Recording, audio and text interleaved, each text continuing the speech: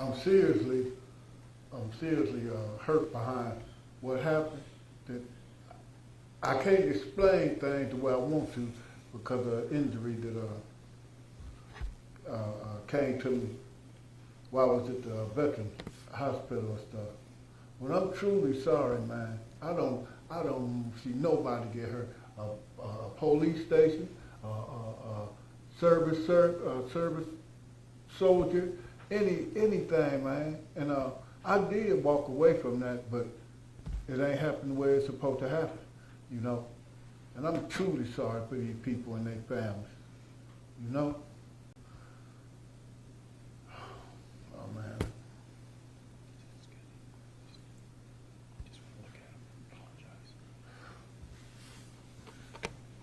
I'm serious. I hate that I got mixed up in anything like that. Seriously, I walked away from it, and it ended up happening anyway. The next day, I know my name was in it, cause I wouldn't have lit that house on fire, man. I don't play that stuff, and I feel for y'all that got hurt doing that, man. I wasn't even there. As a matter of fact, but forgive me, please.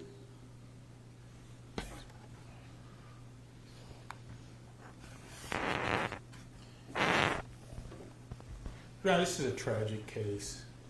Gotten to know Mr. Winchester fairly well over the last year and a half. He is a veteran. He's a Vietnam-era veteran. I'm old enough, believe it or not, to remember what it was like for the vets coming back from Vietnam. It's not anything like it is today. They were not well received by society. I think despite his service, Mr. Winchester found it difficult to readjust to society. Kind of fell into the rough part. There were some serious charges in the probably over 40 years ago, early 80s. He did his time, got out, and just never quite got that step back into regular society. Just kind of found his way on the street. Timothy Christian, his father, kind of took Mr. Winchester under his wing and helped him for many years. Give him odd jobs, made him kind of almost like part of the family.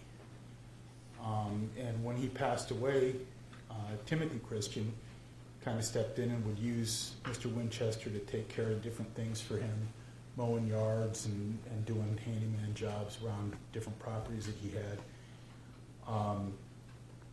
All the while, Mr. Winchester had a very serious drug addiction. Everybody knew that. He was just kind of a street guy out shuffling around trying to make a couple dollars here or there. Despite the relationship to his father, Mr. Winchester was kind of pulled into this process of setting his house on fire. After kind of collecting his mind at the jail, he was very adamant in that he wanted to come clean on what happened on this case, and we were able to accomplish that. For that first year, he sat at the county jail, and there just wasn't really anybody that was interested in him at all, until it kind of broke out that he was probably going to help work with the fire department, at which point somebody posted his bond and he was out, back on the street. It wasn't too far after getting out and trying to maintain himself, just quiet setting. Somehow a car essentially made a left turn off a street over the curb about 30, 40 feet across grass and through the back wall of the apartment he was staying at. Just kind of one of those average accidents that happen. I think Mr. Winchester took that as a reminder of the street, and when the street talks. And so there were a number of instances where he was contacted by different people. People would come and talk to him about, you know, you need to do this, you need to do that. He's always been steadfast. He has stood his ground through this whole period. and was ready, willing, and able to testify as he told the state he would do it. He was here at 1 o'clock today in anticipation of this sentencing. He's unflinching in his actions to make the amends that are necessary in this case. I think that there's a lot of mitigation there. I do not believe that Mr. Christian would have even been really further questioned had it not been for Mr. Winchester putting that out and putting it into play as to what was really happening. It was a well-laid plan to put Mr. Winchester at that house, at that fire. He's insisted that he did not strike the match. I'm not a fire investigator. I'm not a fireman. But I think had he opened that door and tossed a burning piece of newspaper in there, he would probably not be the one here. And everybody would say, oh, look, the firebug got killed. Is that part of the plan? We don't know. We'll never know. I think there's possibilities that there were other individuals that were present at that scene at the time that the fire began. Given the protestations of Mr. Christian and his sentencing and a number of his indications, it just seems that there's a lot there that we still don't know. Mr. Winchester has been very clear in his advocation, with an understanding that the court would take that into consideration, that the state would make that part of their recommendation. As we stand here now, he's, 69 years old? He had a number of his nieces and nephews, his grandchildren, who he, I believe, is very thankful to have been able to enjoy while he's been out on GPS these long months. The length of this case was not dependent on him. It was dependent on his co-defendant. Of procedural issues that caused this to be extended. We were set and ready to go a year ago, at least, if not more. And I understand the prolonged pain of that. Mr. Winchester is standing here now knowing that he would be here. All that time spending with his nieces, nephews, and grandchildren, he knew that there was going to be a day when he'd have to stand here. And he is here with the court, making his apologies. He can't take that back,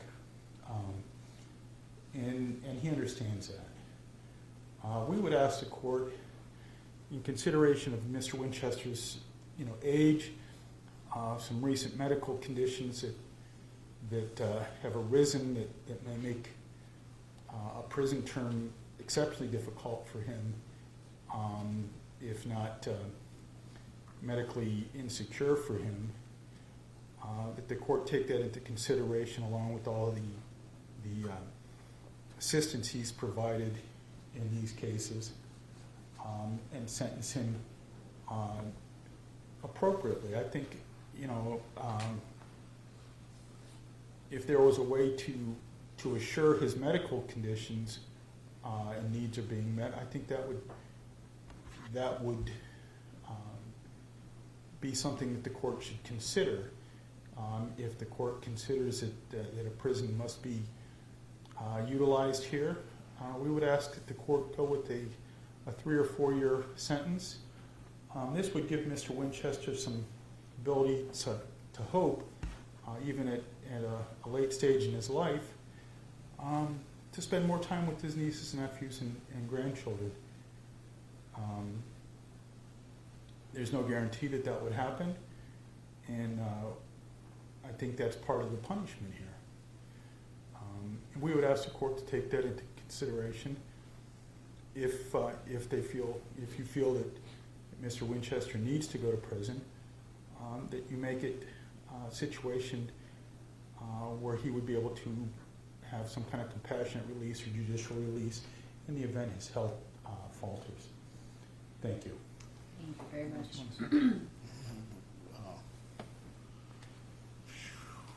Damn, what was this on my mind? My memory not working too good. I've been going through some problems with the veteran administration, and Thank you, WDW. but I've been having, physical problems myself because I got this started in the last 6 months, and sometimes I can't get my voice together where I can, speak and say what I have to say and everything, and they get twisted up and I can't talk. But they say it's I don't even know what it's called. Something in my brain they found out and rushed me to the veteran place and stuff. And I'm just so sorry for everything that went down, man. I ain't want nobody in no trouble. And especially when he got me hemmed up in that stuff, that's why I came and told y'all that I would help, but I can't to help y'all. Because I don't do, Oh, that's it, man. Thank you, Your Honor. Thank you. Killing me. Anything further from either side? You can stay up at the podium, Attorney Van Beer, if there's nothing further from either side. Okay, so this has been a long, ongoing case. It's one of the first cases when I took the bench, and I just want to thank the prosecutor and the attorneys who worked so hard on it, as well as the investigators. I know it's very difficult for the victims and even the defendants when a case goes on this long, but I do want everyone to know that attorneys on both sides were very diligent. I cannot tell you the countless meetings that we had with them also, as well as court appearances. So thank you all for the extensive amount of time. And I think, this case just illustrates that guns aren't the only type of weapons, knives aren't the only type of weapons, but fire is a weapon, and it's very dangerous, and it can often hurt more people than a gun or a knife can. And as Prosecutor Avnesian said earlier, I did sentence Mr. Winchester to 22 to 26 years. Based on the facts and what was presented in his plea, he was the ringleader of this case. That being said, it doesn't excuse Mr. Winchester's participation in any manner. I do want to note for the record the cooperation that Mr. Winchester did provide very willingly from almost the beginning, at least from almost the first time I met him. I know he met with the prosecutors. He recorded, I believe, 2 statements to help assist in prosecuting Timothy Christian. He met the prosecutors, and it was not an easy case during this entire time. I know that there were individuals that were putting pressure on Mr. Winchester, threatening Mr. Winchester. There were GPS violations. I had to put Mr. Christian back in jail because of those violations. And I do give Mr. Winchester the credit for, while what happened was wrong, it was criminal, I do give you credit, sir, and I thank you for at least assisting and helping to finally wrap up this case and assisting the government with being able to have Mr. Christian plea and basically to have justice served. So again, my job is to follow the law. I have to consider all the factors that are presented to the court. I have to consider the history of the case, the history of the individuals. So first I'm going to start with the arson registry. You are going to be required to register as an arson. Mr. Winchester, you have pled guilty to an arson-related offense as defined by Ohio Revised Code 2909.13. Sir, you're required to register in person with the sheriff of the county in which you establish residency within 10 days of being released from incarceration or within 10 days of your sentencing hearing, if not sentenced to incarceration. You are required to provide the sheriff certain information, including your social security number, full name, and any alias you use, your residence address, information regarding the offense of which you were convicted or pleaded guilty, a description of any scars, tattoos, or other distinguishing marks on your person, the name and address of any place where you are employed or attend school, any driver's license number, commercial driver's license number, or state identification card issued to you, the license plate number of each vehicle owned or operated by you or registered in your name, the vehicle identification number, and a description of the vehicle must also be provided to the sheriff.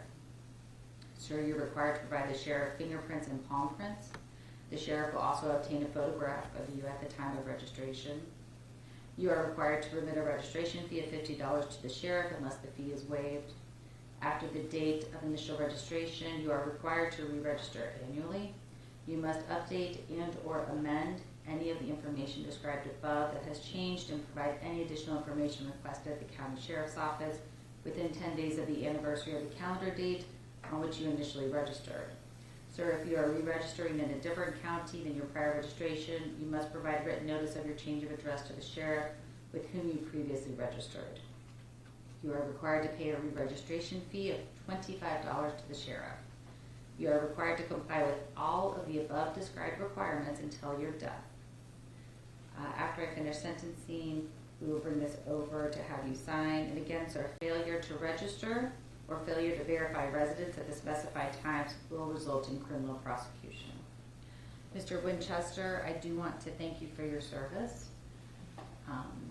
As a fellow veteran, as I had spoken at Mr. Christian's sentencing, one of the most difficult things that I did in my Navy training was the firefighting section. And that has stuck with me my entire life, going into that heat and trying to hold those heavy hoses and wear the heavy equipment. So while I thank you for your service, I also know from my own service the difficulty and the intensity that these ladies and gentlemen do on a daily basis. So that being said, I'm going to sentence you as follows. There is $42,549.70 that I am ordering be jointly and severally owed by you and Timothy Christian to be paid to the Department of Public Safety, Division of Police and Fire, Fire Investigation Bureau. And again, based on the facts and circumstances and consideration of the relevant sentencing factors, in consideration of the statements of the victims who've now had to come and testify not once but twice. It's been a roller coaster for them, coming up and down. Giving consideration to the fact that you did cooperate with the government. I do give consideration to that, sir. I also give consideration to the fact that I know there were outside influences that tried to discourage your cooperation, and I do give you credit for remaining steadfast and continuing as you did. I also considered the pre-sentence investigation as well as your prior criminal history. And again, I've considered all the facts, but again, it is my job to follow the law. So applying the minimum sanction the court has determined will protect the public and punish the offender without imposing an unnecessary burden on state and local resources. Analyzing all the factors I'm required to analyze, including the seriousness factors, the recidivism factors, and all other relevant factors before the court, I hereby impose the following sentence on each count. On count 2 of the indictment, which was aggravated arson, a felony of the first degree, I'm imposing a sentence of 4 years to a range of 6 years, a 4 to 6 year range, as that's an indefinite sentence. On count 3 of the indictment, which is felonious assault, felony of the second degree, I'm also imposing a minimum of 4 years and a maximum of 6 years incarceration. On count 4, felonious assault, also a felony of the second degree, I'm imposing a minimum of 4 years and a maximum of 6 years. I am ordering that he's given the age of the defendant, the health of the defendant, and the fact that he did take responsibility, pled, and assisted with the government. I am ordering that these be served concurrently for a total of 4 as a minimum, 6 as a max. Mr. Winchester, as we discussed prior to your plea, you will be subject to a term of post-release control under revised code section 2967.28 when this period of post-release control is imposed following your release from prison. And if you violate any conditions of that supervision, the parole board may impose a prison term as part of your sentence of up to half of your stated prison term. if while in post-release control you are convicted of a new felony, in addition to being punished for the new offense, an additional prison term of 1 year or whatever time remains on your post-release control term may be added as an additional consecutive penalty. During your term of post-release control, you may not ingest or be injected with a drug of abuse, and you must submit to random drug testing. You will be supervised by the parole board for a mandatory minimum of 2 years of post-release control, up to a maximum of 5 years of post-release control. And that's on count 2. For counts 3 and 4, it's a mandatory minimum of 18 months and a maximum of 3 years. So, sir, there is a rebuttable presumption that you will be released from prison at the expiration of your minimum of 4 years or on your presumptive early release date, whichever is earlier. I will also order that you be given credit for any jail time already served. If the Department of Corrections seeks to hold you longer, they may rebut the presumption that you will be released at the expiration of 4 years if at the hearing the department shows 1, that your actions in prison demonstrate a lack of rehabilitation and that your behavior demonstrates that you continue to pose a threat to society, or 2, that you were placed in extended restricted housing at any time during the year preceding the hearing, or 3, that you're classified as a security level 3 or higher at the time of the hearing. If the department overcomes the presumption, sir, it may keep you longer than the 4-year minimum, but no longer than the maximum term of 6 years. Because this is non-mandatory time, you may earn 5 to 10% for the F1 count and 10 to 15% for the 2 F2 counts of a reduction in your sentence if you exhibit exceptional conduct or adjustment to incarceration while in prison. I'm going to have my bailiff bring over the arson registry. Again, you are going to be given credit for time served. Sir, I'm going to go over your appellate rights. Mr. Winchester, do you understand you have a right to appeal this matter within 30 days after the filing of the court sentencing entry? Mm-hmm. I Yes, just need a yes for the record. Was that a yes? yes, Do you understand, sir, if you're unable to pay for the cost of a transcript, the record, and all relevant documents required for the appeal, they will be provided to you without cost? oh, yes, Okay, sir, do you understand if you're unable to pay for an appeal, you're entitled to have a notice of appeal filed without the payment of a filing fee? yes, And finally, sir, do you understand if you're unable to afford counsel for an appeal, counsel will be appointed for you without cost? yes. Okay. Mr. Winchester is to be taken into custody. Do we have anything further for the record from the state? No, thank you. And do we have anything further for the record from the defense? Your Honor, just a question, kind of procedural. If I have copies of his recent medical records, can I give those to the court to have them transported with him, or do I need to give those to the jail? What's the... He doesn't have to go to jail. We can check on it, but I believe he'll go to the jail. Thank you. Okay, and thank you everyone again for attending again. Thank you, Prosecutor. Thank you. Thank you, Attorney Mansfield.